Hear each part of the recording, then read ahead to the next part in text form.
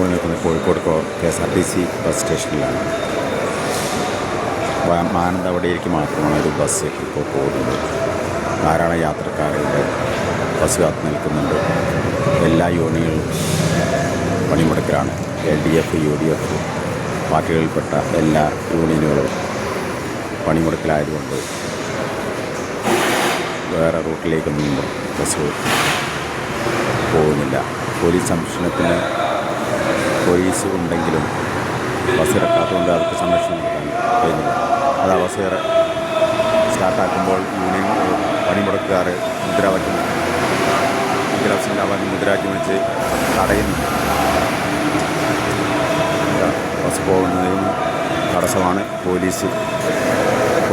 Driver പോലീസിനെ വിളിച്ചു. Police സംരക്ഷണം കൊടുക്കുന്നുണ്ട്. പക്ഷേ ബസ് എടുക്കാൻ സാധിക്കുമെന്ന് അറിയില്ല. ഏതായാലും നമുക്ക് നോക്കാം. പോലീസ് എടുക്കുന്നില്ല.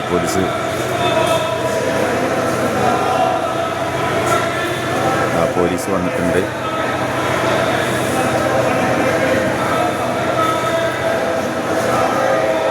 ബസ് എടുക്കാൻ സമ്മതിക്കുന്നു. പണിമുടക്കുകാരെ മുദ്രാവാക്യം വെച്ച് പോലീസ് ബസ്സിൻ്റെ പിറകിൽ തടഞ്ഞിരിക്കുക. പണിമുടക്കുകാർ ബസ് എടുക്കാൻ സമ്മതിക്കുന്നില്ല. പോലീസുണ്ടെങ്കിലും പോലീസുകാർ പണിമുടക്കുന്ന ആളുകളോടൊന്നും പറയുന്നില്ല. പോലീസ് വിട്ടുനിൽക്കുകയാണ്. പിന്നെ പോലീസ് എന്ത് സംരക്ഷണമാണ് കൊടുക്കുന്നത്? നമ്മുടെ നാട്ടിൽ ജനങ്ങൾക്ക് എന്ത് സഹായമാണ്, എന്ത് ഭരണത്തിൻ്റെ എന്ത് ആനുകൂല്യമാണ് ലഭിക്കുന്നത് എന്നൊട്ടും ഉദാഹരണമാണ് KSRTC സ്റ്റാൻഡിലെ കോഴിക്കോട് KSRTC സ്റ്റാൻഡിലെ പോലീസ് നോക്കി നിൽക്കുകയാണ്. ഒരു സംരക്ഷണം കൊടുക്കുന്നില്ല. പോലീസ് നോക്കി നിൽക്കുന്നു. ബസ് എടുക്കാൻ കഴിയുന്നില്ല.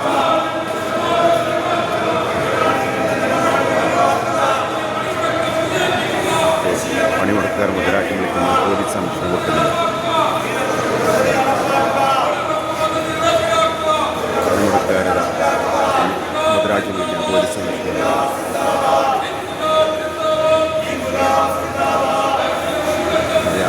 ധാരാളം യാത്രക്കാർ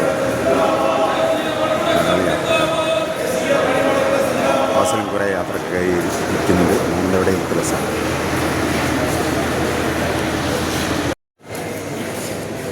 തമിഴ് സമരക്കാർ ഇടപെട്ട് യാത്രക്കാരെ ഇറക്കി. ബസ് പോകുന്നില്ല. പോലീസ് നോക്കി നിൽക്കുകയാണ്. പോലീസൊന്നും ചെയ്യാൻ പറ്റുന്നില്ല. പോലീസിന് നിർദ്ദേശമുണ്ട്. കർശനമായ നിലപാടെടുക്കേണ്ടതാണ്. സമരക്കാർ ഈ യാത്ര മുടക്കി. ഡ്രൈവർ ഇറങ്ങിപ്പോയി. നമ്മളെ നാട് ഒരിക്കലും നന്നാവില്ല. രാഷ്ട്രീയ അതിപ്രസരം, എല്ലാത്തിനും രാഷ്ട്രീയമാണ്. കുറേ യാത്രക്കാർ ഈ സ്റ്റാൻഡിലുണ്ട്. നമ്മളെ നാട് രാഷ്ട്രീയക്കാരുടെ ഭരണം കൊണ്ട് ജനങ്ങൾക്ക് ഒരു സേവനവും കിട്ടുന്നില്ല. കോഴിക്കോട്ടെ ദൃശ്യമാണ്. പോലീസിന് നിർദ്ദേശം സമരക്കാർ അനുകൂലമായി നിൽക്കും. എന്തിനാണ് ഇവന് പോലീസ്? കോഴിക്കോട്ടെ ദൃശ്യമാണ്.